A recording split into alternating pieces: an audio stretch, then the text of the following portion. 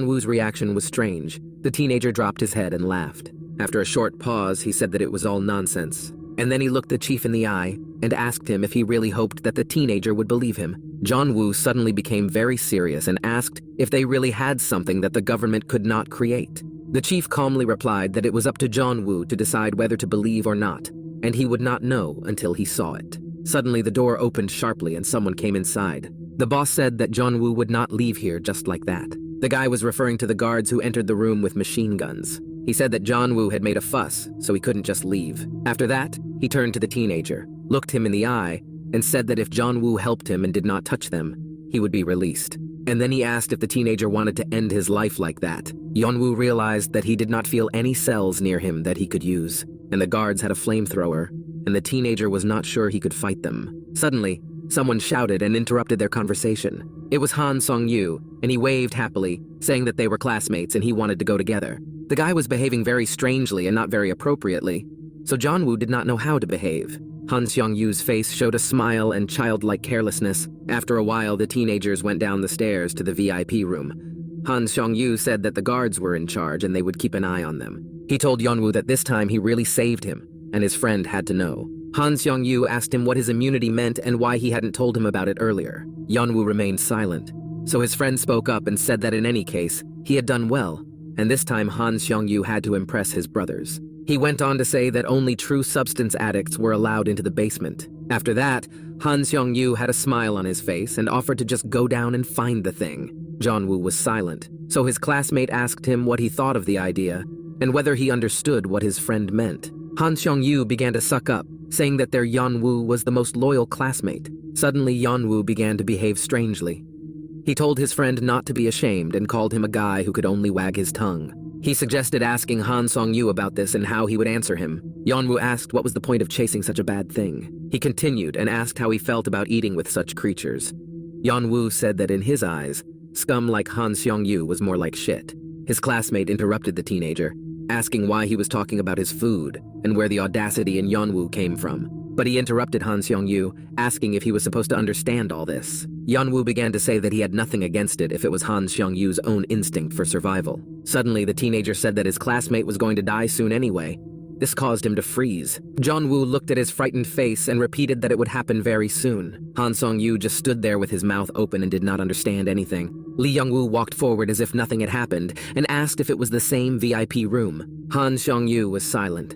He couldn't understand what the hell had happened all of a sudden. Woo didn't pay attention and just went downstairs to enter the room. Suddenly, I heard the sound of a door opening. Woo did not show any signs of fear. After a short pause, he turned to Han Seong-yu and said that he hoped his classmate would stay here because it could have been dangerous. This hurt Han Seong-yu and he suddenly exploded. The teenager ran to the door and shouted at him not to make him a weakling. Meanwhile, monsters were being filmed upstairs. Park Jun filmed them and mocked them for being infected drug addicts. He said that when the medicine was strong, the cells fell off on their own, so he needed to add a little more. Then a girl approached them and called out to the teenagers. She shouted at them and asked how long they were going to do this, and suggested that they leave quickly before the infected person was with them. Another man with long hair was watching them.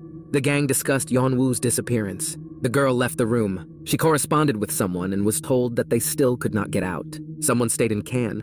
Suddenly, someone called out to her and asked where she had gone. It was a man with long hair.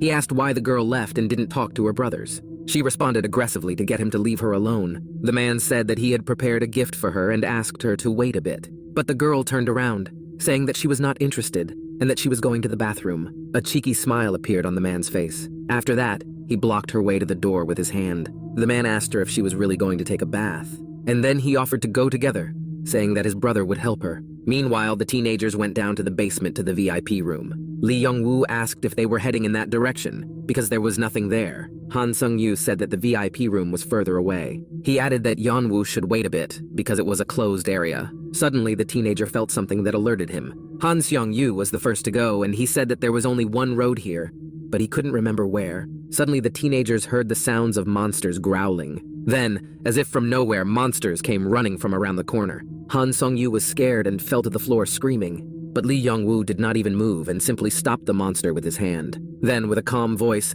he asked Han Seong-yu if he was okay. My classmate watched with open eyes and could not come to his senses and understand what had happened. Yeon-woo held the monster directly by the mouth, and the monster roared but did not touch the teenager. The boy looked directly at the monster. He was not afraid and did not show any signs of it, but mentally ordered the monster to get lost. The monster meekly obeyed and simply turned around and left. The other monsters did the same. Yeon-woo asked if Han Seong-yu knew why they had left, but my classmate couldn't say a word. He had never seen anything like this before. He looked at Jeon-woo's hand, which was dripping with virus cells as if it were water. Jeon-woo said it was his order, but these monsters were made of flesh. Han Seong-yu did not understand what was happening at all, and was in a state of shock. Monsters were hiding around corners. There were a lot of them inside, but they did not attack.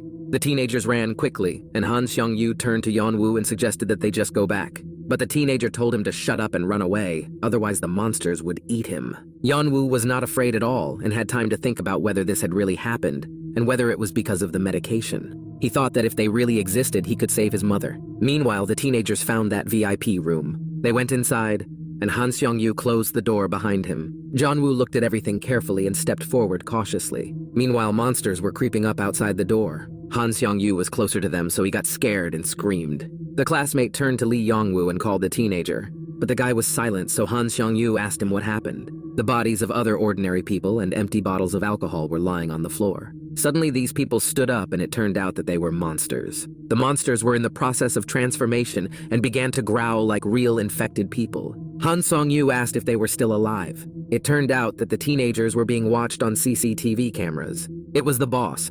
He was looking after Yeonwoo and asked the guard how many mergers had taken place along the way. The guy was very interested in the teenager's immunity, and the chief assured him that it was indeed possible. He watched Yeon-woo go through the monsters with complete calmness and courage.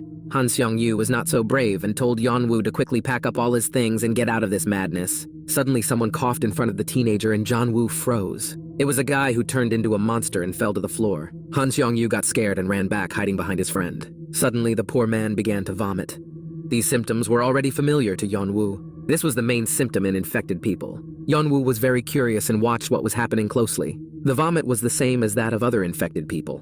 The teenager did not understand anything now, because these monsters did not look like the ones he saw in the room above.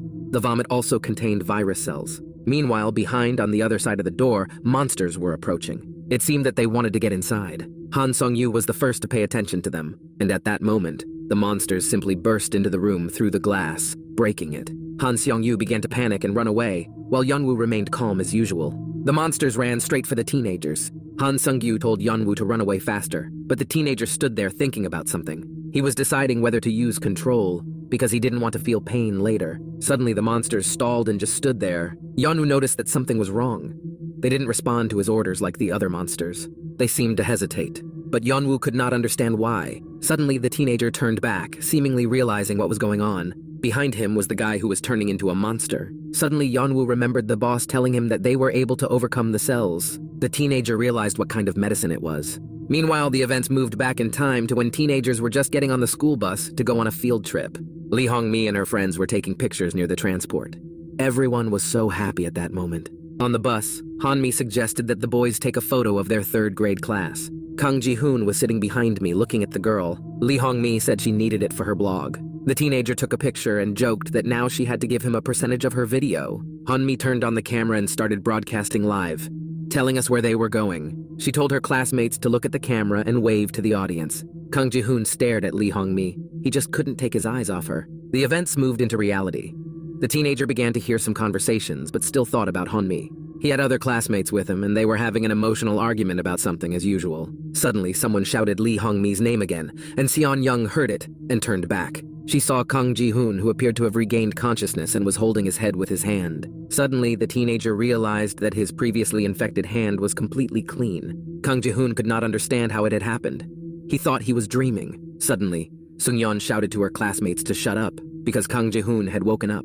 They pounced on the teenager with questions about his well-being, but he could not understand what was happening. Isuri was holding a homemade flamethrower and said that she had prepared it in case something was wrong and asked Kang Ji-hoon to tell her. But the teenager still could not understand anything and attacked his classmates with questions about where they were and what had happened. It seemed that the teenagers were sitting in a bus or something. Kang Ji-hoon asked Park Min about the medicine. He couldn't believe that it prevented cell infection. Park Min bragged about saving Kang Ji-hoon and asked if the teenager realized how valuable the gift was. But Kang Ji-hoon's reaction was a bit strange.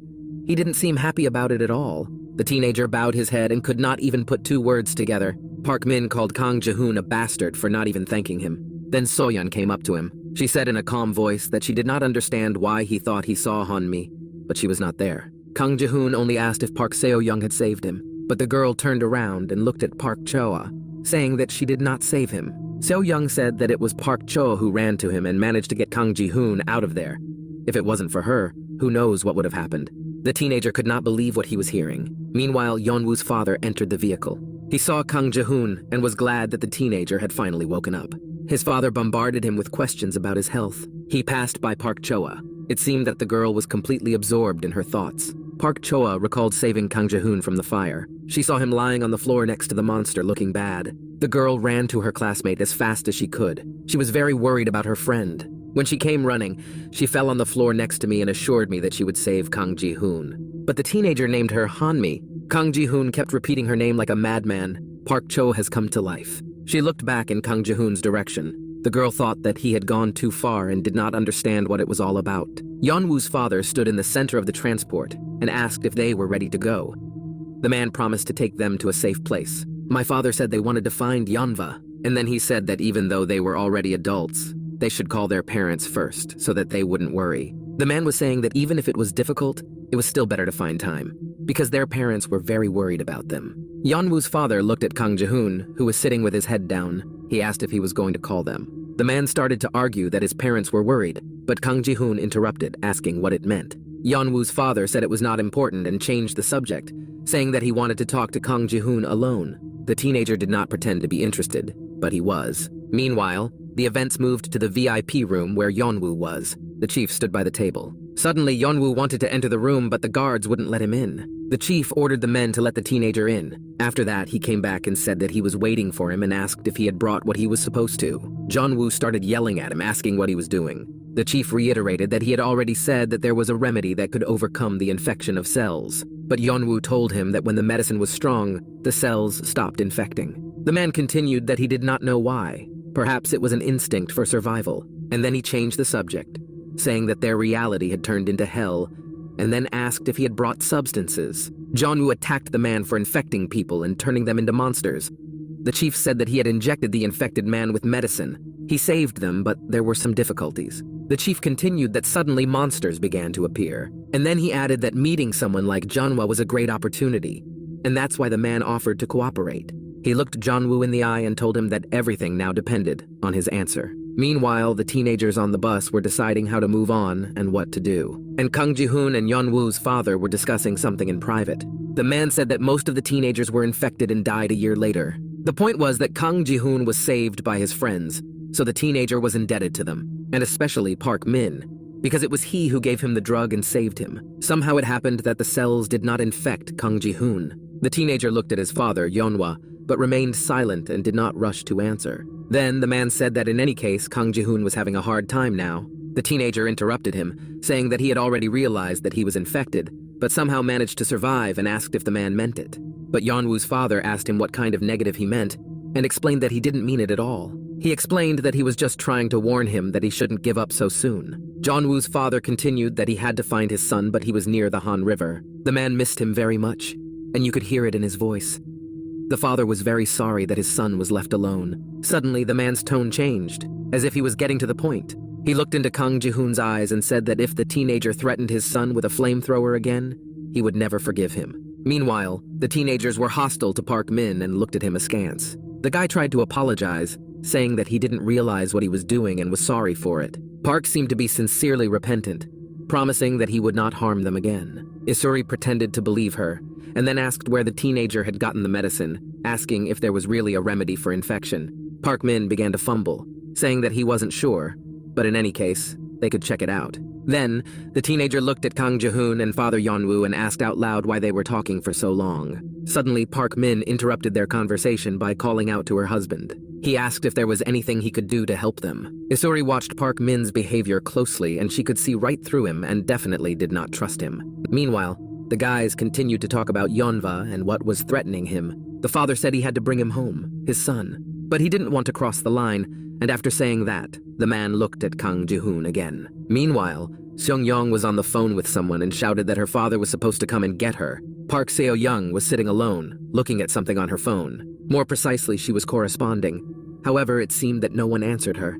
The girl was looking at her phone screen and thinking about something. The messages referred to a protective suit, and the girl wrote to someone and asked them to find it and put it on. Suddenly, someone interrupted her thoughts and scared So-yeon a little. It was Isuri, and she asked if he had deliberately stood in such a noisy city.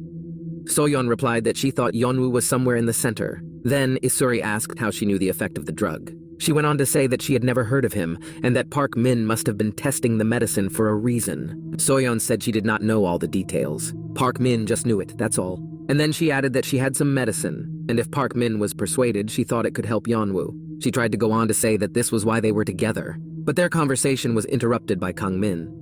He said that this was his way of helping Yeon-woo, but he needed hot water. Then, Isuri just exploded and ordered Kang Min to shut up and stop talking nonsense. Suddenly, a breathless Choi ran inside and ordered everyone to leave immediately, because there was a dispensary nearby with the materials they needed. He told everyone to hurry up because it seemed that no one was there yet. The company dutifully obeyed and began to prepare to leave. Isuri walked alongside Kang Min and started a conversation about hot water and Lee Yeon-woo. She said that even if they found the teenager, Park Min had a stronger remedy. Isuri said with a serious voice that the guy definitely knew something and knew where to get the information he needed. But she was still confused about why Park Seo-young wanted to help Yeon-woo so badly.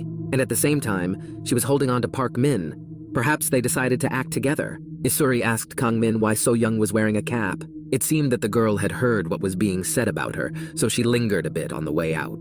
Isuri said at this point that she did not trust Park Min. After all, he could have killed any of them for his own benefit. So-yeon overheard the conversation in time, because this information could be useful to her. The company withdrew from transportation. Choi led the company, saying he was checking out the area, but ordered them to keep a close eye and be careful. Suddenly, Yeon-woo's father shouted as if he had found something. There was a station in front of them. At that moment, someone called out to the man, and he turned toward the sound. It was Kang Ji-hoon. He said that he understood that the line was not to be crossed, but what if he did? Yeon-woo's father looked at the teenager and listened carefully to what he was saying. The guy said that he was not as important as Lee Yeon-woo right now. Meanwhile, Seong-yeon couldn't believe that they would be returning home soon. She told Park Joa that she was sure that she would never go anywhere else. Then Park Choa asked what to do with Lee Yeon-woo.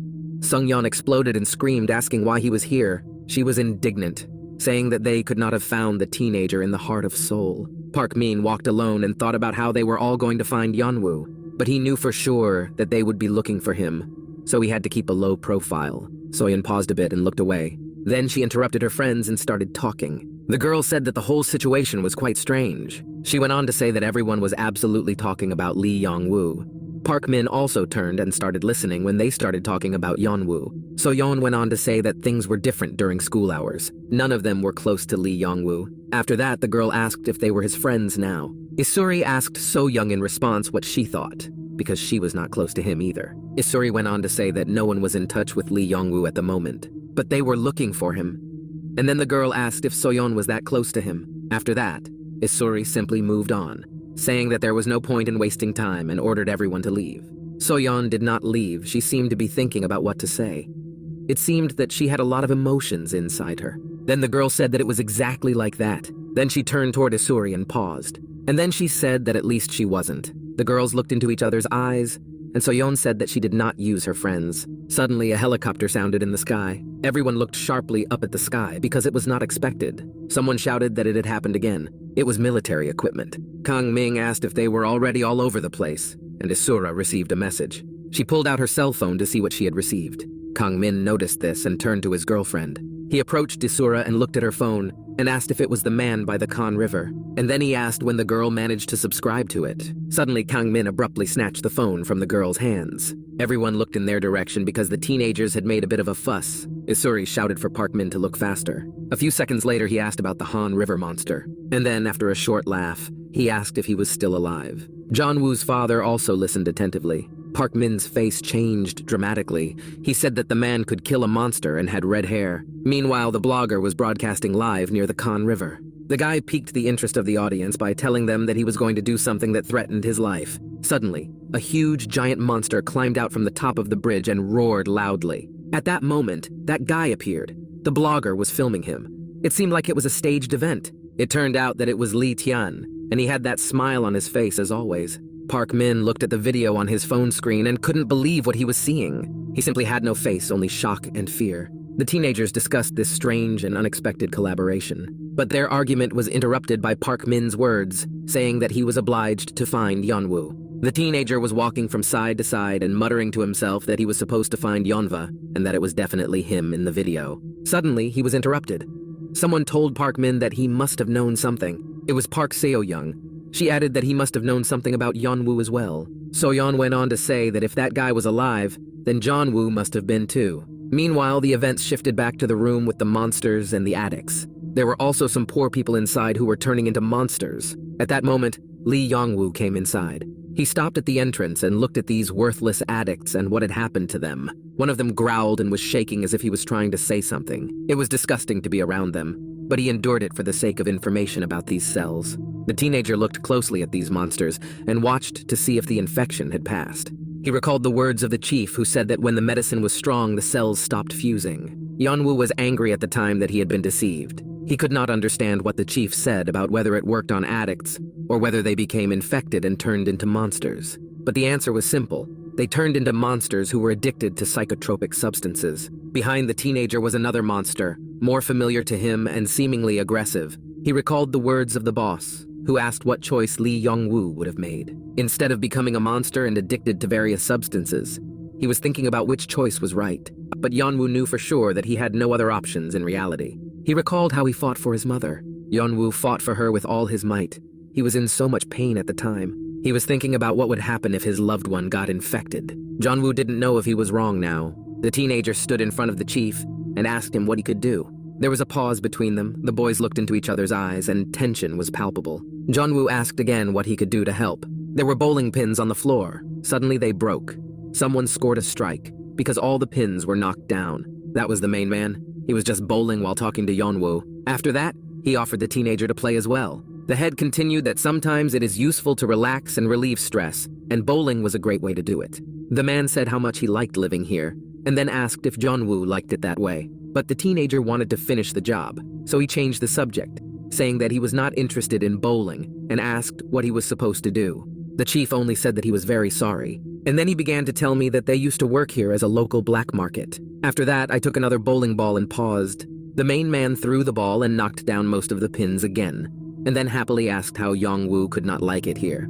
The teenager asked if anyone was willing to buy the medicine, but the boss seemed a little annoyed by this question, and then he replied as if he was doing a favor, that even in hell, miracle cures would be in demand. Yeon-woo said that he did not observe any buyers here, but the boss said it wasn't just about people, he needed another item. Jeon-woo asked that they wanted to send him to some basement for something else again. The chief said that the teenager had guessed right, because there were some other places, and he asked if Jeon-woo could help him. The teenager stood in a stupor, because he was joking about the basement. Then the chief snapped his fingers and called the guards, ordering them to escort Yeonhwa away. He promised the teenager that if he helped him, he would repay him and would not spare Jeonhwa. The teenager said it sounded encouraging. The chief explained that the only way to survive in this hell is to play a game with the devil himself. The guards discussed Jeon-woo's clothing size, and they had to find the right clothes for him. The main one asked the other guard where Min was now. The man asked if Min-sik was with the girl who had also come here. The boss didn't seem to like it and asked what it meant. Meanwhile, the blogger and Lee Tae-in were standing on the bridge.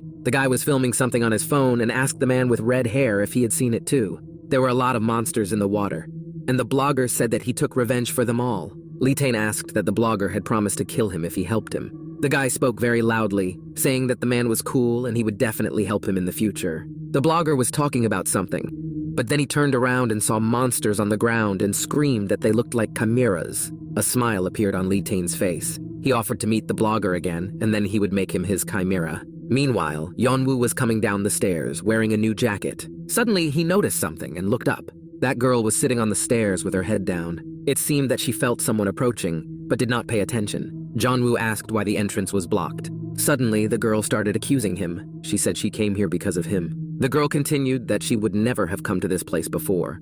She called Yeonhwa a scumbag and asked if he liked to play with people. But the teenager didn't understand anything, saying that he didn't know what had happened. But wouldn't it be better for her to go to her friends to vent her anger? The girl screamed that they were not friends but scum. Her face was beaten and bloody, and then she asked why Jeon-woo took pity on them then, and that it was all pointless. The teenager asked the girl if she had been held by force, and said that she just had to run away. Then, Yeon-woo said he didn't know anything that was going on, and then asked if her friends had ever dumped her, but he didn't wait for an answer, saying that he was being dumped. And then she called Yeonwoo when she realized he was leaving. She asked the teenager to stay with her for a while. The girl was very uncertain and made long pauses. After that, she exploded and screamed at herself for saying that, and then she yelled at Yeonwoo, calling him a bastard and ordering him to leave. He did, he just turned around and left. Jeon-woo did not even turn to her. He seemed to be completely indifferent to this strange girl. She also did not return to him because she told him to leave. Suddenly, Jeon-woo agreed and the girl returned to him. The teenager agreed that he did not understand people's personalities well because he was abandoned by his friends. And then, after a short pause, he looked at the girl from the corner of his eye. After that, he went on to offer to go together if she wanted to. The events moved to the corridor, where the floor was covered with virus cells. It looked like an abandoned building after the apocalypse, where no one had set foot for a long time. Suddenly, someone came inside and his shadow fell to the floor. The guy came in and stood on both feet, looking around the room in a stupor. There were a lot of medicines scattered on the floor. Yeon-woo went downstairs and picked up the substance, saying that it was not as scary as he had expected. Suddenly, someone began to growl and the teenager looked up. A monster was lying next to him, a young man who ended his life in such a shameful way. Suddenly, this poor man opened his eyes and looked directly at Yeonwoo. Their eyes crossed and the monster asked for medicine. Meanwhile, the events moved to a residential neighborhood. A man directed fire and wished someone to die. He wanted to burn the monster alive. They were two healthy men, and after hard work, they finally finished their job. His partner told him to save gas because it was low, but his friend said that he decided to warm up a bit. But his partner exploded, asking why he had to make such a fuss over one monster. He looked back and asked who that girl was. His friend asked if it was Minsik's friend. The girl exploded, saying that she was not his girlfriend. The man scratched his chin and chuckled, and then he came closer to the girl and asked if he understood correctly that she did not have a boyfriend. The girl was wary, but the men came closer to her and began to hold out their hands, telling her not to break. Suddenly, their conversation was interrupted. Someone called out to the men. She looked up and swallowed loudly. It was clear that she was very scared. It was Yeon-woo who handed the bag of substances to these ignorant people. The man called his boss and said that they had gotten what they needed. They were negotiating, and it seemed that the chief was giving them further orders. Jeon-woo interrupted the conversation and asked if the man sitting there was an employee of theirs. The teenager went on to say that the man was dying of infection there and he became curious. But he was answered by a man who was on the phone with his boss and told Yeon-woo not to pay attention because he would soon turn into one of the masses of useless flesh, and then handed over the package and ordered him to check it. He wanted Yeon-woo to assure him that there were no cells there. Meanwhile, there was a message on the phone, and they sent a photo and marked the place where the package should be left. Yeon-woo held the phone, but he didn't really understand what he was supposed to do or put down. Suddenly, the girl called out to him. She said that it was a place where all the goods were stored. Then she turned to Jeon-woo, looked him in the eye, and asked if he was looking for him. The teenager asked her what she meant. The girl said she understood because the phone was used to buy illegal substances. And then she added that they said to follow them, and asked what Yeon-woo thought about it. After all the criminals were doing it. Her point was that they had been very nice so far, but that things could change. So she asked if Yeon-woo was afraid of gangsters. But the teenager looked the girl in the eyes and said that he didn't care about them. After that, Yeon-woo went ahead and said that he just wanted to learn more about cells, and especially about drugs. He added that the girl would not understand him, even if she really wanted to. Yeon-woo paused for a moment, but the girl was not going to answer. Then he said he had to protect his family. The man turned to him and told him to speed up. Suddenly, the girl grabbed his hand and said that she wanted Jeon-woo to follow her. The teenager did not understand what was happening. The girl continued that first of all, she was here because of him. She looked Yeon-woo in the eye and asked him to protect her. The girl continued that her friends had chosen the wrong path, and she asked him to protect her, promising to do whatever he wanted. But Yeon-woo was angry because she didn't like such thoughts and pulled out her hand. After that, he called the girl crazy, asking if she had a conscience to ask for such things. Meanwhile, the events moved to another colored room. It was the closest point. There was a company standing there, and Jeon-woo asked if it was here because the room looked strange. The men asked if the teenager was afraid and offered to go with him, but Jeon-woo went ahead saying he could handle it on his own. At that moment, the girl started screaming and asking to go with him. She was afraid that these men would start harassing her again, but Yeon-woo didn't even slow down, and the girl screamed again for him to wait for her. The teenager asked why she suddenly decided to follow him. Jeon-woo clarified whether the girl wanted to get protection from him or was just afraid to stay with those guys. The teenager looked intently into the room through the glass, and then he said that those men were terrible and he knew it himself. After that, he went ahead and asked the girl to wait there, but she yelled at him that he had come up with something strange. Then she added that it was impossible to get into the room without a key. She took something out by the window and said that Jeon-woo's actions were too absurd. The teenagers entered the building and climbed the stairs. The girl asked what Jeon-woo would do without her, and then she called him an idiot. The guy asked what that meant. Then the girl said that Jeon-woo should have taken care of her because she helped him, but the teenager just laughed at that. Then she looked at his back and said that he was very nasty. After that, she yelled that Jeon-woo was really annoying her, and then said that she was only interested in him now, so he could pay attention to it. But at that moment, the teenager was thinking about So-yeon and whether she was okay. And then I thought about why she had followed him, since Jeon-woo was so dangerous. But So-yeon saved him once. He remembered their last conversation, when Jeon-woo had said terrible things to her. So-yeon said she thought they were still friends.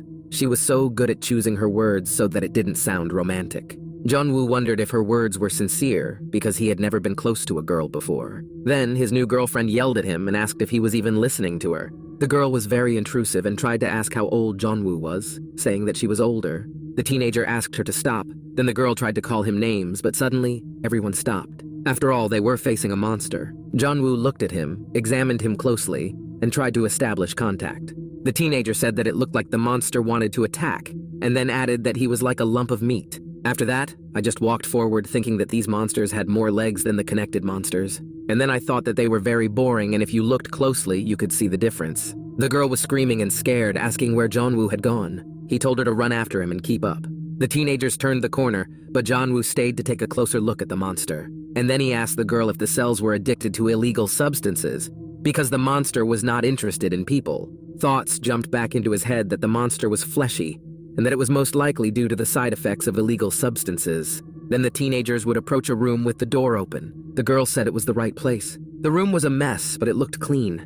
There was a monster on the bed. The poor man looked bad and miserable. Jeon-woo said that this monster had taken a banned substance to get rid of the feeling of fear. He said that it was a person first and foremost. The girl was looking at the monster. Her eyes were full of fear. Suddenly, the monster got out of bed and roared, and the girl screamed in fear. Jeon-woo covered her with his hand and focused all his attention on the monster. Suddenly, the monster began to speak. This eerie voice that resembled a human voice, but at the same time demonic. The monster looked Jeon-woo in the eye and asked him to give it to him. It repeated this over and over again. He began to slide out of his bed and begged me to do so because he was in great pain. The monster was already on the floor and kept begging for medicine. Jeon-woo apologized, saying that he could not help him. He explained that the drug stopped the fusion of cells, but because of a side effect, it remained a piece of flesh. But the teenager could not stop it. The monster kept trying to talk to them. It was hard for him, but he said he didn't want anything. Then he said that he would rather be killed. After all this unbearable pain he was experiencing, it was impossible to stop it. Then the monster began to beg them to finish him off. The teenagers stood in a stupor. Meanwhile, men stood outside waiting for Yeon-woo. Suddenly, teenagers appeared in their field of vision. They immediately asked if Jeon-woo had brought what he was supposed to. A smile appeared on their faces. After that, the man asked if something had happened to the teenager because he was very upset. Yeon-woo said that everything was fine, but they kept up and asked what the teenagers were doing because they had been there for so long. The guy was silent. He didn't have to answer them anymore, and he wasn't afraid of these bastards. Yeon-woo looked at the city, which was completely deserted. Only the sounds of military vehicles could be heard. Then the man said they had to go back because the soldiers had already started moving. He explained that the military was currently solving the problem with the Han River. Suddenly, Jeon-woo stopped and asked if they were talking about the Han River. The teenagers were shocked by this request from the monster. He kept repeating that they should finish him off, begging for it. Yeon-woo seemed to feel a lot of empathy for him and understood the pain the monster was talking about. But the girl did not understand this and just felt threatened. Yeon-woo was mesmerized and could not take his eyes off the monster. The poor man fell to the floor and crawled to the teenagers, asking for help all the time. The girl could not stand it and asked to run away. She was constantly screaming. But Yeon-woo was in no hurry to run away. He really wanted to help the monster and alleviate its suffering. He couldn't decide whether he could relieve his pain by using force, or if it would only make it worse. Perhaps it would have been better to burn it with fire, but still, Yeon-woo decided to do it himself, but he didn't know how. The thought flashed through the teenager's mind again, wondering how he had come to this point and found himself in this situation. The girl held her leg and apologized while screaming in fear. And then she noticed Yeon-woo. who was not going to run away, and it made her stunned. She screamed at the guy and asked him what he was doing and why he was looking at this monster. The events moved to a residential complex. The men went first and the teenagers followed. They discussed that they had gotten a good catch. Jeon-woo walked very sadly with his head down, but his thoughts were interrupted by that girl. He came back and asked what happened. She looked down at the teenager and asked why Yeon-woo was standing there looking at the monster. The girl started to speculate that the teenager wanted to get infected himself or was having fun in this way. Then Jeon-woo interrupted her and asked if she really thought he looked like her friends. At first, the girl was outraged and screamed, and then asked if it was because of the medication. Jeon-woo did not answer, so she talked to herself, thinking that it was impossible. She went on to say that no one had a cure for the infection. It simply did not exist. The girl said that Jeon-woo should just give up, but the teenager ignored her and just kept going. She was outraged by this behavior and started shouting again. But Yeon-woo did not listen to her even then. She just stayed alone, begging him to wait. The stairs were empty, and the teenager just walked forward as if they were not together. The girl stood in a stupor, unable to believe that she had been treated like this again. The bastard just left. She put her hands on her head and did not know what to do next. It seemed that the girl was desperate and could not just leave. Suddenly, she heard screams, someone asking to be released. She looked up the stairs and saw someone being beaten badly. When she got a closer look, her blood ran cold. She recognized Min-sik, who had also hurt her. The guy asked his victim where her friends were, and then ordered her to stop fidgeting and listen to him. He licked his lips and then praised the victim with satisfaction. It turned out that those were the girl's memories, and she was the victim. She fell to the floor and screamed that she could not forget what had happened and was annoyed by it. Then she thought about what might happen if she just left. From the very beginning, she just wanted to leave, but she was afraid, because she couldn't do it alone. She would die and no one would even know about it. Suddenly, Yeon-woo interrupted her conversation with herself, saying that he forgot to say something. The teenager turned to the girl and said that he didn't think this guy would touch her again. She was shocked and could not believe her luck. Yeon-woo continued that Min-sik was selling the cells for a lot of money, and their boss was very angry. It looks like this bastard got what he deserved and was beaten up pretty good. The guard asked the boss what to do with Min-sik, but the guy resisted and shouted that he was being unfairly punished.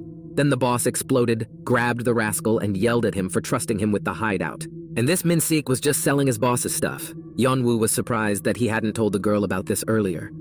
He started talking about the kernels they gave them, but then he stopped and changed the subject. Jeon-woo didn't want to continue the conversation, but he looked at the girl as he was about to leave. Her frightened expression made the teenager say that they were not close friends, but if she needed help, he was waiting for her upstairs. The girl immediately jumped up and ran after Yeon-woo to tell him more about what had happened to Min-sik. Meanwhile, a group of teenagers, Yeon-woo's father and Choi, were talking about the blogger and Lee Tae-in. So-young said she didn't think their meeting with Jeon-woo would go well and without loss. He would definitely want revenge, and his desire was understandable. She looked Father Yeon-woo in the eye and said that everyone already knew how dangerous he was. Sung-yeon interrupted the conversation, started shouting and demanding that they hurry up and not talk about Yeon-woo because she wanted to go home. Suddenly, Park Min also spoke up, saying that he was in favor of Sung-yeon and suggested that they part ways and that everyone go their separate ways. He went on to say that he wanted to find that guy, and then added that he owed Lee Yeon-woo a debt of gratitude. Sung-yeon didn't understand what Park Min was talking about, so she asked him again. Kang Ji-hoon stood aside and remained silent, but he felt that his classmate was blatantly deceiving them. Isuri also said that they were supposed to go to the Khan River, but it was dangerous. And then she asked if they could do anything at all without the military. So-yeon suggested waiting for the next broadcast of the guy and going there. And then she returned to Isura and told them not to worry, because if she wanted to leave, they would not keep her. So-yeon added that Isuri probably wouldn't want to leave just like then. Sung-yeon interrupted the conversation and started screaming and whining again about how there was too much talk about Yeon-woo, and she wanted to go home. Then the teenager's father intervened and said that they had to think about their next steps first. He added that they had no time to argue. First, they had to get to the warehouse and then think further. Park Min approached Seo-young, put his hand on her shoulder, and asked her what it was. After that, he looked the girl in the eye and reminded her that he was her assistant, because he had promised her, and So-yeon had asked him for a favor. He asked if the girl trusted him, and asked her to promise that she would not betray him. But Seo-young just waved Park Min away and asked if he wanted to take his hand away. Isuri watched how So-young behaved with the classmate she held onto so tightly. Kang Min was with her and she told him that it was all strange. But the teenager did not understand what Isuri was getting at. Then she said that she was talking about So-young's actions and the reason why she wanted to find Yeon-woo. Kang Min said they were friends and that was the reason. After all, friends are always ready to help. But Isuri didn't understand because Park Min was infected. Kang Min seemed unaware of this and asked again. Isuri went on to say that no matter how much she thought, she could not understand. So-yeon was friends with Park Min, who was suspected of being infected, and they both searched for Yeon-woo. Kang Min yelled at Isuri for thinking too much. After all, So-young was not infected. The girl interrupted her classmate, telling him to explain something to her. Was there a reason that So-young was so obsessed with Yeon-woo that they were secretly meeting? Kang Min was stunned by this information and did not know what to say. Isuri did not wait for his answer and simply told him to leave because they had to find Jeonhwa quickly. Choi said they had finally found the site, but his joy abruptly turned to disappointment. After all, it turned out that it was completely empty. Nothing was left. Choi said that he thought there would be at least something left, but everything was smashed. Then, Yeon-woo's father suggested that they look for something else. Park Choa stood behind everyone else. Suddenly, someone called out to her and the girl turned to the sound. It turned out to be Kang Ji-hoon. He approached the girl and thanked her. After that, he looked her in the eye and promised to repay her in kind. Park Choa looked him in the eye in response, and Kang Ji-hoon tried to say something else. But the girl moved away from him, turned away and told him not to go crazy, and that she had to do it. And then she said she would kill Kang Ji-hoon if he continued. Then she asked what the teenager planned to do afterward, whether he would also go looking for Yeonhwa, or maybe he wanted to stay. Kang Ji-hoon said he was sure they would find Yeon-woo, and then added that he thought he would move separately. After all, as Park Cho said, he was infected. Then the girl asked him to go with her. Kang Ji-hoon turned and looked at her and asked her again. Park Choa also turned and looked the teenager in the eye and asked him again if she could also go with him. Kang Ji-hoon was speechless at the surprise and tried to ask her why she wanted to do this. Park Choa turned away and began to explain. She said she was just a little ashamed because she had saved Kang Ji-hoon, and if he died, all her efforts would be in vain. And then she said there was something else. The girl lowered her head and paused for a moment. After that, she said that her heart was hurting very badly. Kang Ji-hoon didn't understand what was happening, but he really wanted to hear what had happened. But their conversation was interrupted by Seon-young, who shouted that nothing had happened. It seemed that she did not know how to speak quietly. She was indignant that she did not like anything that was happening. Park Choa continued to say that the teenagers did not pay attention to Seon-young's screams. The girl turned around and said that if Kang Ji-hoon was against it, then it was a bad idea. There was a pause. Everyone was silent and did not dare to speak. Kang Ji-hoon did not look at Park Choa and told her to take better care of herself. He told her to go with the others. And then he added that he was sincerely grateful for everything, but he would pretend that he hadn't heard anything. Meanwhile, Choi and Yeon-woo's father discussed the fact that there was nothing there, and his son was not there either. Choi said that in this situation they should have gone further to the center. His father supported this idea, and then he said that he was not looking for Jeonhwa because he was his son. There was another reason. The father began to tell him that he had never been spoiled and was more like his mother, quiet and smart.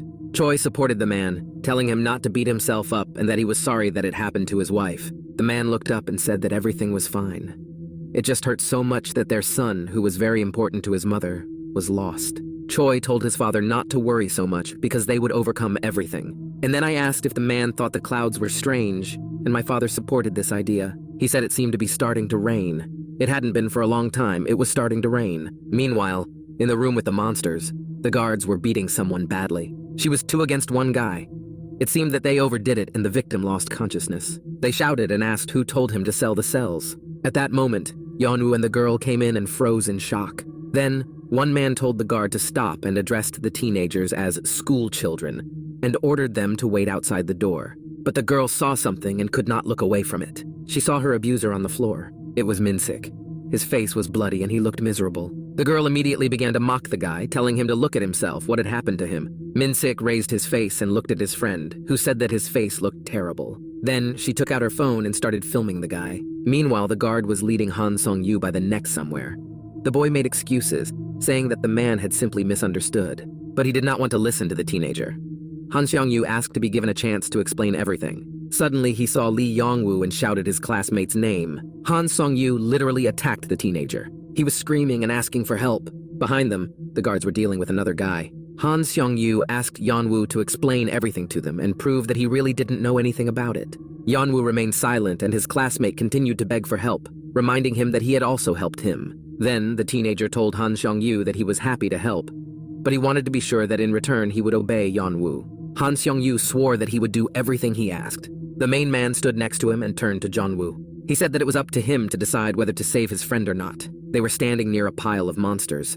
There were so many of them that they seemed to be flesh and blood. The chief said that he knew about it, that they could not be cured now, but he was stupid enough to sell the cells. Yeon-woo added that he also mocked people, and now you wouldn't even understand. The chief agreed, because the nuclei were dividing rapidly.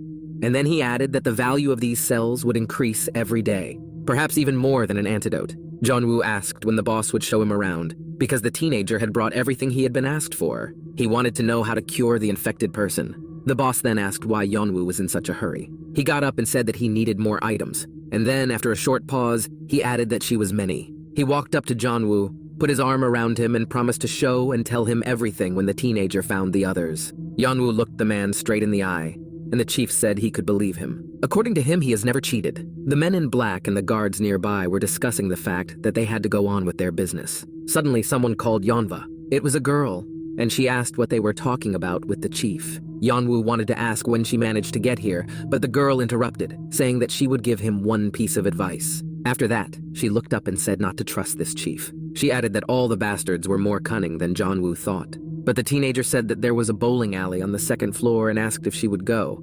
The girl was angry that she was not listened to again. Meanwhile, Han Seong-yu ran to his classmate while the teenagers were arguing with each other. He called out to Lee Yeon-woo, glad to see that he was still here. The teenager turned around and saw his crazy classmate. Then he turned around and said he was going bowling. Han Seong-yu was standing behind him, waving and saying that he had found a gift for his friend. He picked up the expensive power bank and asked if he needed it. Yeon-woo turned and looked at Han Seong-yu out of the corner of his eye. The teenager was very happy, saying that he knew the teenager's phone was dead. Meanwhile, Min-sik and his partner were on the floor, and he asked the guards to listen to him. He said he was very sorry and thanked them for not killing him. The guard called him his brother, saying that he had also saved him then and advised him not to get caught by the boss. And then he added that Min-sik was no longer a member of the club, so he had to go his own way. The man was outraged that he couldn't string two words together. He wanted to ask who had betrayed him. Suddenly, Lee Yeon-woo's face flashed through his mind. It seemed like Min-sik had a puzzle in his head. He began to curse and threaten Yeon-woo. Meanwhile, the teenager was charging his phone from the power bank Han Seong-yu had given him. People laughed at Yeon-woo for living with a dead phone all the time. The girl asked how he wasn't scared. The teenager said he was used to it. Then she told Yeon-woo to charge some and share it with her, because she didn't have much left. Yeon-woo asked whether it was Han Seong-yu or those thugs, and the girl said it didn't matter. The teenager picked up his phone and turned it on. It lit up, so it was working. The first thing Yeon-woo noticed was that he had a lot of messages on the messenger. And the first one was Park Seo-young. She asked me to call her if Yeon-woo saw this message. She was the one who sent the most. Yeon-woo was shocked, stood in a stupor, and could not believe what he was seeing. His new friend yelled at him to give her the power bank because he had charged his phone. But I stopped when I saw a message from Park Seo-young. He laughed, saying the name of a classmate and asking if she was his friend. Yeon-woo was outraged that she had gone through his phone. The girl joked, saying that she was just curious because they were still small children, and advised Yeon-woo to talk to her older sister. Han Seong-yu intervened, saying that Seo-young was no ordinary girl and was prettier than Noon. The girl was outraged, but Yeon-woo confirmed Han Seong-yu's words. Noona started shouting that Seo-young's avatar wasn't even pretty in the photo. And Han Seong-yu said that it wouldn't be hard for the bandits to take his phone. And then he asked if Yeon-woo needed anything else. Han Seong-yu smiled, saying that if he didn't have a charge, he would help with it. He was very obsessive, and this aroused suspicion. A classmate called them friends, asking him to let him know if Yeon-woo needed anything. But the teenager dismissed him with a couple of phrases. Yeon-woo thought that Han Seong-yu was a very weak guy, but he was not a bad person. Suddenly, Yeon-woo stalled again, rereading the message from So-young. Then he exhaled loudly and put his head in his hands. Noona asked what happened to him. Yeon-woo thought that they were here and were trying to find him now. So-yeon was all about him, and the teenager thought to ignore her. And then he decided to just calm down and pretend he didn't have a phone. So-yeon was not supposed to call him right now. Meanwhile, the girl was sitting in another room on the stairs all alone. She was looking at her phone as usual. When she suddenly noticed that Yeon-woo had finally read her message, the teenager received a message from Park Seo-young on his phone. Yeon-woo was shocked. The messages came one after another. They said that So-yeon saw that the teenager had read her message and finally appeared online. Yeon-woo couldn't believe that everything had happened so quickly and that the girl had noticed it right away. So she followed their chat. Han Seong-yu noticed the shocked expression on the teenager's face and asked him what had happened. Yeon-woo looked up, asking what he meant. Han Seong-yu asked if the teenager had received a text. And then he asked if it was Park Seo-young.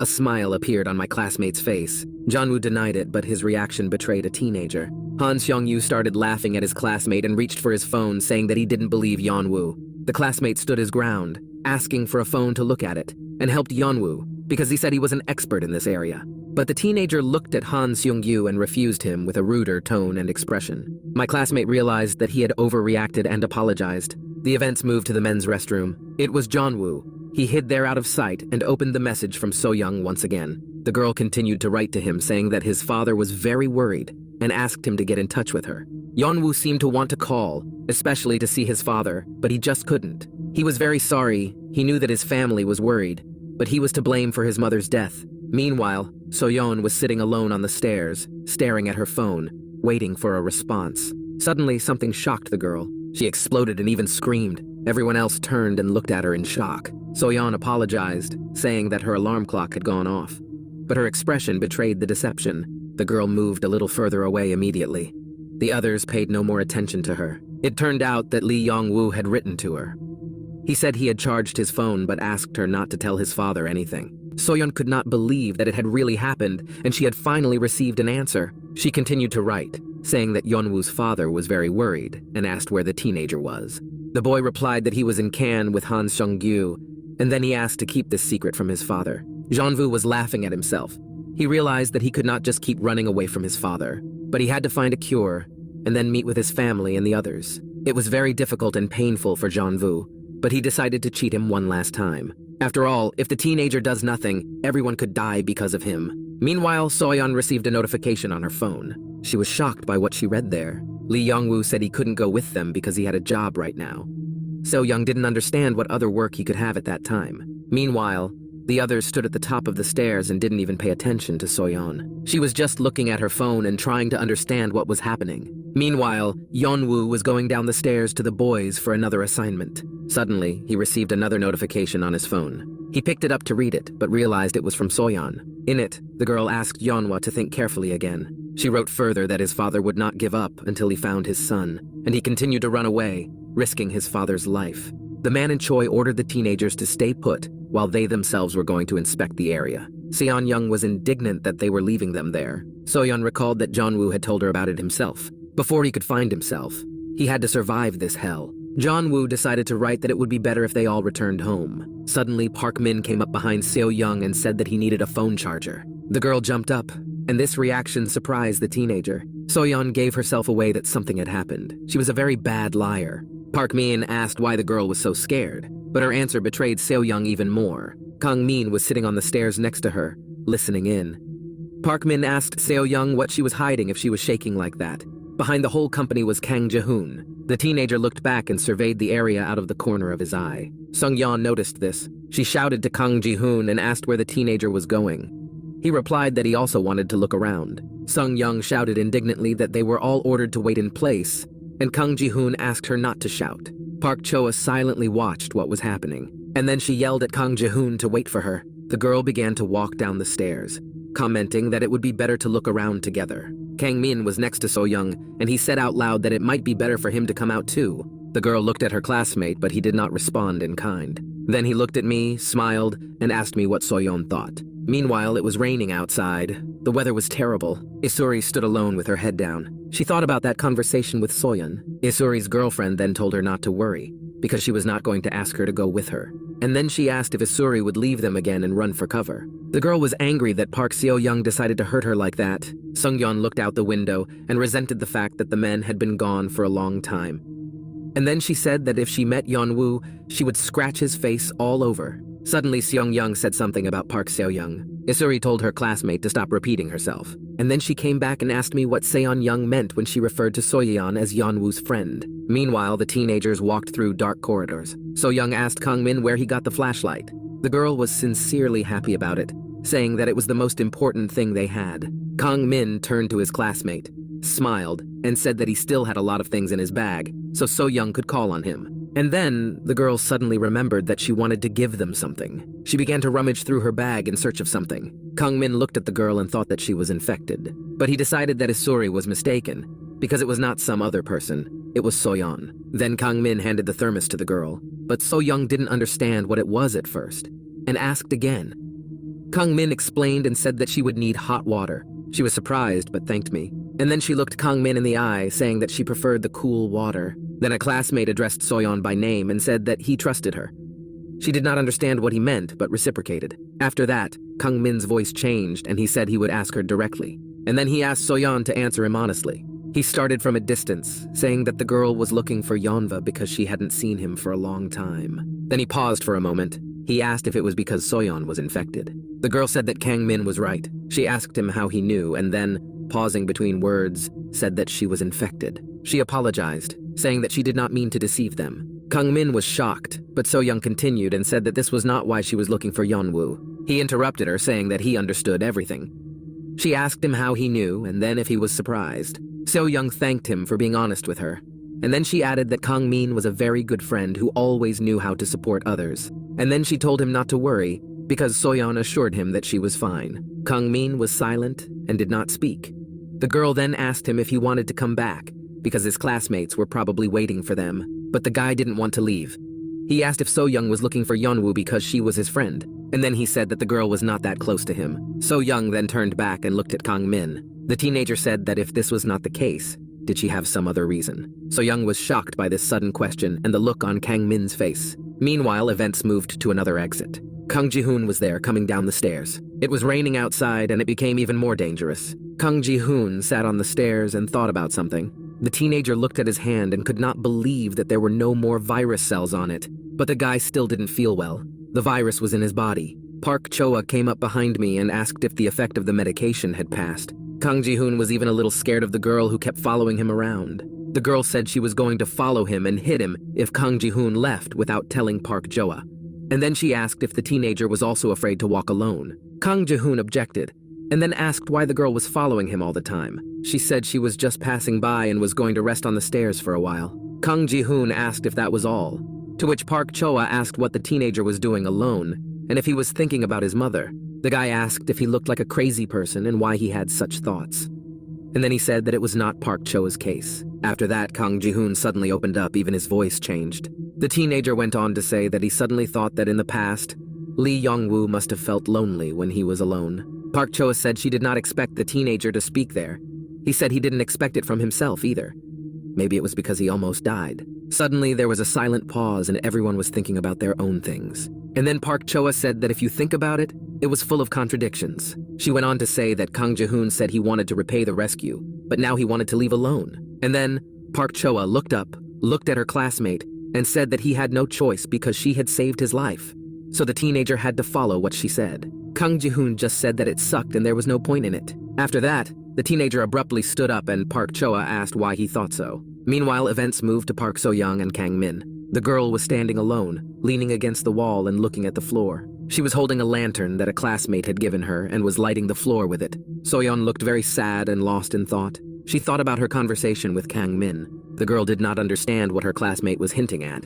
What other reason he wanted to hear about. So-yeon was angry because she thought that Kang Min suspected her of seeking out Lee Yeon-woo because of his power. She got angry and started yelling, saying that she just wanted to help her friend. Kang Min interrupted So-yeon, saying that he had already told her that he believed in her. He went on to say that he did not suspect the girl of her intentions, but believed that she was doing it with good intentions. Suddenly, the teenager paused between sentences and looked So-yeon straight in the eye. The girl was wary, but answered in kind. Kang Min said he wanted to know how So-yeon felt. She asked what her classmate meant. Kang Min looked down ashamed. He asked if So-yeon remembered the situation that happened in a shelter for the homeless when the military came to pick them up. When everyone was fleeing through the window, So-yeon was hesitant and just stood there. Kang Min said she was left alone for Yeon-woo's sake. So-yeon was shocked by this statement, wondering why her classmate was even thinking about it. Suddenly, she started to panic and asked why it was strange, because she just didn't want to leave Yeon-woo. But she suddenly stopped and changed the subject to Kang Min. So-yeon asked what it had to do with him, why he was interested in how the girl felt. Kang Min was silent, as if he was gathering his strength and thoughts. There was a silent pause. Then the teenager began to speak. So-yeon looked him straight in the eye. Kang Min responded in kind and said that he just wanted to help her. Events returned to reality, where So-yeon sat on the floor alone, thinking about what Kang Min had meant. The classmate wanted to know how she felt because he just wanted to help her. She suddenly wondered if her behavior was considered excessive in the eyes of others. If you think about it, could she have just absent-mindedly said that the reason The reason she was looking for Jonah was out of his hands. So-yeon didn't want to look like that. She didn't like to look like a coward in the eyes of her classmates, someone who could be betrayed. So-young was so absorbed in her thoughts that she didn't notice Park Min approaching her and brazenly reading the girl's phone. He asked since when, and So-yeon jumped up in fear. Park Min grabbed the girl's phone roughly and asked her since when the two of them had been in contact and called her names. The guy read their correspondence out loud and swore. The teenager acted very mean. He continued to read everything, although he had no right to do so. So-young tried to grab the phone out of his hands, but Park Min held it by force. And then the boyfriend came back to So-yeon and said that they had promised not to betray each other, and the girl said that she was on his side. He clutched So-yeon's throat, and she tried to say something, even scream, but she couldn't. She yelled for Park Min to give her phone back. His gaze became crazy and he just threw the girl aside as if she were some kind of object. So-yeon flew away and fell to the floor, screaming loudly in pain. Park Min looked at the girl and scolded her. Suddenly, someone shouted and asked what happened to So-yeon. It was Isuri and Kang Min. The guy was screaming and aggressively asking what happened. So-yeon told Park Min that it was her personal thing, something she felt. The girl kept going, no matter what the guy told her or didn't tell her. Moreover, Park Min seemed to have forgotten her warning. She asked what Park Min was thinking. When he met Lee Yeon-woo again, he really believed that the guy would just keep quiet. So-young came close to Park Min and asked what the teenager could have done without her. After all, the only one who needed help was himself. Park Min called So-young again and asked if she had threatened him. The girl abruptly snatched her phone out of the boy's hands and confirmed his opinion, adding that the teenager should take care and not touch her again. Park Min called her a bitch and ordered her to be quiet because the little boy was very annoyed. Meanwhile, Kang Jae-hoon quickly ran to his classmates and called out to them. He was shouting for everyone to run away as fast as possible. It seemed like something terrible had happened. It turned out that there were a lot of monsters outside who were gathering together. There were soldiers nearby, but it seemed that they could not cope with such a large number. There were an abnormally large number of monsters, as if someone had deliberately called them. Others watched them from the window. It seemed that the monsters had come straight out of the Han River. The soldiers could not cope and decided to just run away. The forces were not equal. The company was watching from above, and it made their blood run cold. Park Min also stood with everyone at the window and watched what was happening. The teenagers realized that the soldiers outside could die. Yeon-woo's father said that they all had to get out of here first and ordered them to wait in place. Seong-young was indignant that her husband wanted to save those soldiers. He replied that he could not pretend that he had not seen it. Choi said that he was going to leave as well, but Yeon-woo's father told him that there was no need. Park Min stood alone and did not pay attention to what was happening. He realized that it was all the work of Lee Tae-in, the guy with the red hair. Suddenly, the teenager remembered something he had read on So-yeon's phone. Jeon-woo wrote to the girl that he had a good idea and that she was right. The teenager's father ordered Choi to take all the children to a safe place.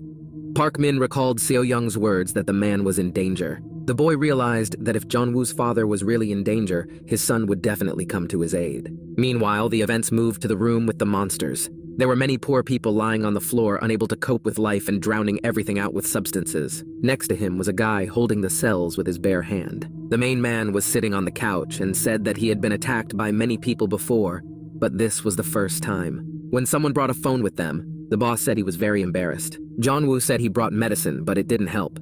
Then the teenager told the chief to try it, and he would either be cured or die. Yeon-woo was getting closer to the boss and did not let go of the monster. Then the boss stood up and laughed, saying it was a strange feeling. He thought it was a threat. The chief asked why Yeon-woo was being so cruel and ominous to him.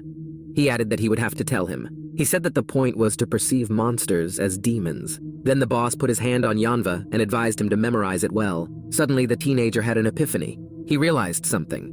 He turned to the chief and asked again. Meanwhile, Han Seong-yu and Nuna were hiding behind the stairs. The girl asked what happened to Yeon-woo and why he suddenly got angry and went upstairs. The teenagers argued with each other about who should go upstairs to see Jeon-woo because it seemed that the boy was spreading the virus. Nuna tried to persuade Han Seong-yu to go to her classmate. Then the teenager suggested that they just leave Yeonwoo and go down because if they went upstairs they would die. Suddenly Nuna said she was going upstairs, and Han Seong-yu exploded and ran first because he couldn't trust her. They carefully opened the door to the room. Inside were guards and others who had been infected by the monsters. Nuna stood in a shocked stupor and did not understand what was happening. Jeon-woo asked what the boss meant when he said that the flesh was healed. He said that they were essentially making cells that were addicted to psychotropic substances. If monsters become addicted to substances, they will not infect people. This way, no one else will get infected. The chief continued that based on all that had been said, it could be called an antidote. Then Jeon-woo began to speak. He said that the man had deceived him and was going to attack the man. The boss started screaming and panicking, saying he wasn't done yet and had a plan in mind. Jeon-woo said he knew about this so-called plan. They wanted to cook meat that would be poisoned with psychotropic substances. The nuclei that have not penetrated the body will come out of it, and then they will sell it. And that's why the chief got rid of the long-haired thug. The boss looked down and said that he understood why Jeon-woo thought that way about him, but the teenager knew nothing about him. The boss claimed that he really didn't like dirty things like these cells. He told Jeon-woo to think about it. Even if the boss sells the cell nuclei, the distribution won't affect him. He went on to say that people like the teenager didn't care because they were immune, but the main thing was tired of the cells. After that, the boss looked Jeon-woo in the eye and told him that they were distributing drugs along the Han River. The teenager also looked him in the eye and did not like this information. His family and friends were in danger on the Han River. Jeon-woo came closer to the chief and asked what he meant. The man said that despite being pushed back by the presence of soldiers, they always watched the Han River. And looking at the cells that were controlled by drugs, they realized one thing. Their nervous systems are closely interconnected. The boss laughed and said that he thought Jeon-woo probably knew about it too. He explained that he noticed that if one monster liked a substance, the others around it also reacted. After that, they experimented and learned that after some contact, they shared their feelings with each other. They concluded that the answer was the Han River, because there are a lot of cells there. The chief told Jeon-woo to think about it. One of the monsters got out of the water and stood on the pier. Then he saw a monster that was addicted to substances behind him. The chief continued that the surrounding cells would also quickly become addicted to psychotropic substances. Jeon-woo said the man was always looking for profit in everything, so he couldn't trust him. The chief said he was serious. Suddenly he heard screams behind him. He turned around and saw Han Seong-yu and Noon being beaten by the guards. The chief continued that he knew that Jeon-woo must have lost a lot, but in the end, the substances could be obtained again. And then the boss asked me if everyone died, who would he sell them to? Jeon-woo looked at this man with no morals and asked how he could speak such low words. He only said that it was because he was addicted to psychotropic substances. He added that since Jeon-woo already knew everything, he suggested that we stop there. And then he asked if the teenager wanted to save his friends, and asked how Jeon-woo thought why he left them alive. The teenager thought that he had realized that these addicted monsters just wanted another dose, and that the main man was not treating people with substances, but simply using them to create monsters. Even in the Han River, this bastard got there too. Jeon-woo looked at his feet, and there were virus cells near them. Then he asked the chief when he was going to the Han River. Meanwhile, behind him, the man was attacked by monster cells. Jeon-woo stood in front and did not react to it. Then, the teenager told the chief that he didn't have much time. They looked into each other's eyes, and Jeon-woo said that his father was waiting for him. The guards and men standing behind him asked if the teenager was mocking them. Suddenly, the boss ordered his men to get ready, and then he poured a drink and repeated that Jeon-woo had said he didn't have much time. Then he said he wanted to have a drink first, and asked the teenager if he was a high school student. Then he suggested that we finish with these people, and then they would return more quickly. The man in black asked the boss where he was sending them all. The chief turned and asked where he could go if he had to go there while the person was invulnerable. And then he looked at Yeon-woo. He said he had to go to the damned Han River. Meanwhile, terrible things were happening there. The monsters chased the soldiers, and they ran away as fast as they could. Their numbers and strength outnumbered the military, so the men had to run away. Some still tried to shoot back as the monsters continued to pursue. They only fought off some monsters by setting everything on fire. I heard the shouts of a new party behind me. The soldier said he was starting to go crazy because there was another one behind him. Then, soldiers opened fire on these monsters from all sides. It seemed to work, and the monsters were burning alive in the fire. The soldiers stood bravely and burned the damned monsters. But it was harder to fight sea monsters because they were resistant to fire. The commander told his teammates that they had failed because the monsters were still attacking them. He was about to tell them that it was over. Suddenly, the man noticed something up ahead. They were shouted from the window to come to them. They were called into the room. The commander said that the screams seemed to come from this building. That was Jeon-woo's father shouting, telling the soldiers that he would help them all. The man was worried because he wanted to sincerely help the military and enlist their support. He wondered if there was any other way, so he looked around. Suddenly, Yeon-woo's father saw something that could be useful to him. Meanwhile, Park Choa and Isuri stood on the stairs and looked down at what was happening. Kang Ji-hoon was with them, rummaging through his briefcase and saying that they were wasting too many Molotov cocktails. Kang Min looked down and thought that the problem was not only with cocktails. What was worth checking was whether there were any other mutations. Suddenly, someone called the teenager and he was a little scared. When Kang Min turned around, he saw that it was So-yeon. She seemed to have come to talk to the teenager. So-yeon started the conversation for Yeon-woo, saying that she was thinking about him. She said that at first, she felt very guilty. After all, Lee Yeon-woo helped her, but So-yeon just threw him into Namsan. Kang-min defended her, saying that at the time she just had to do it.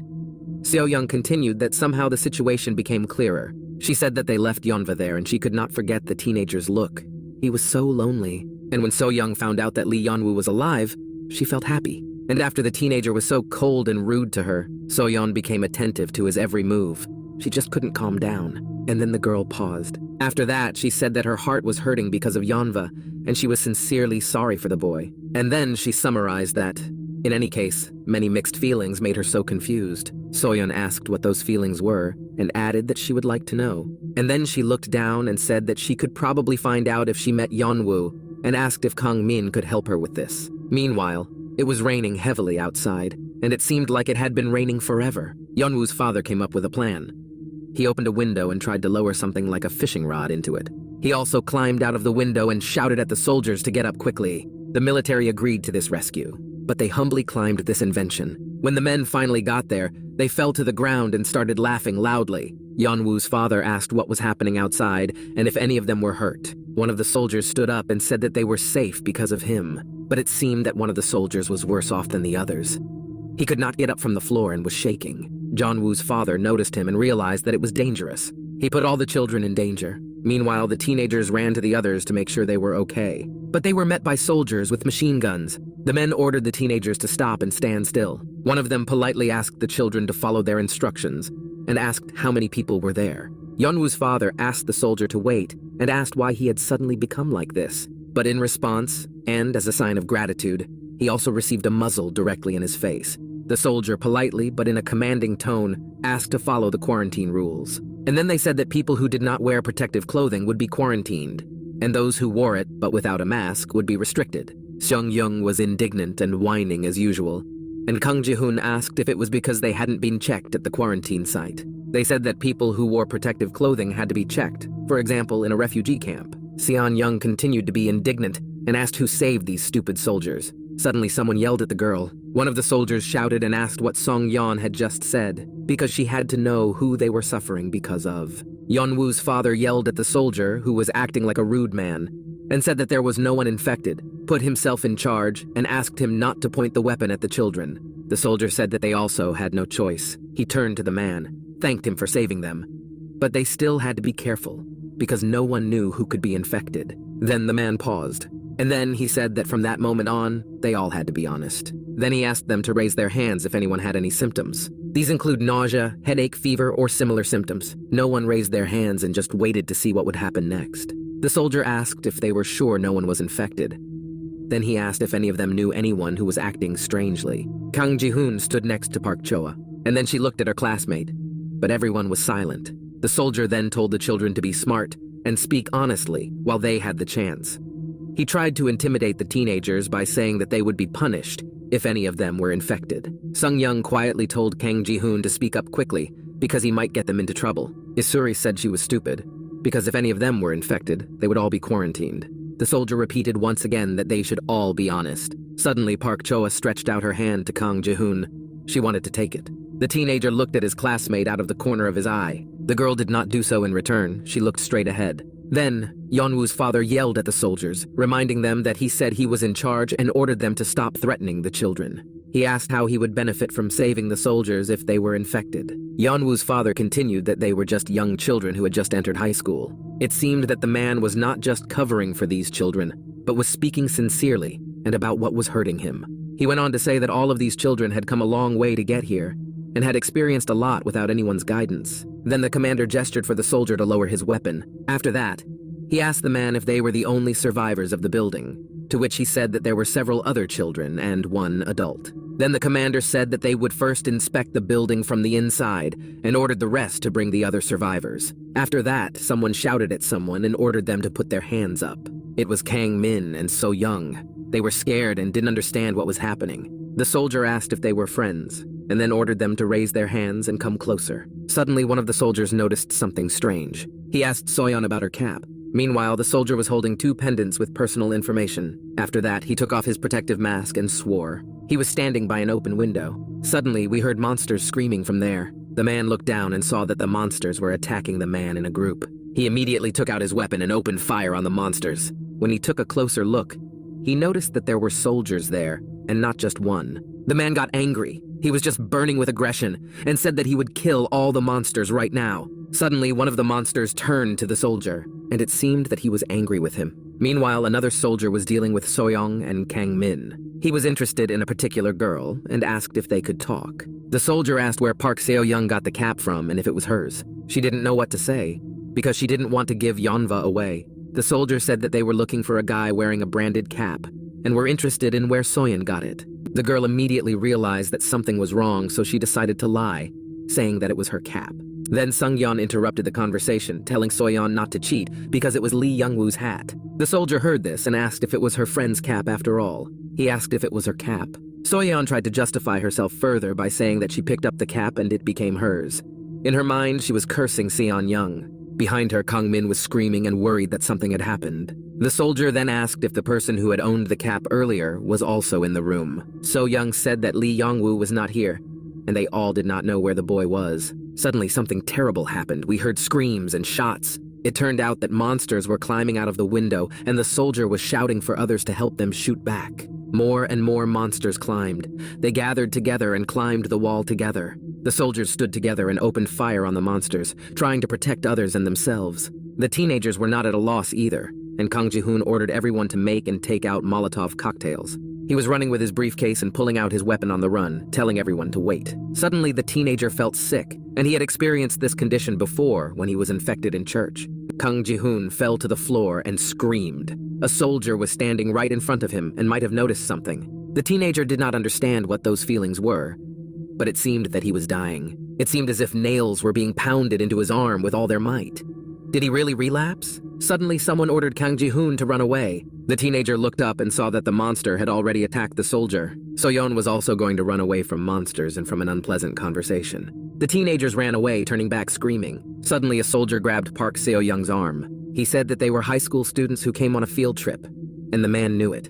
He went on to say that the teenagers were the ones who appeared on the live broadcast on the bridge. The soldier started shouting, saying that So-yeon must have known where Yeon-woo was. Meanwhile, other soldiers were burning monsters. Suddenly, the soldier grabbed So-yeon by the shoulders and said he wanted to ask the girl for something. The soldier said he needed Jeon-woo's help.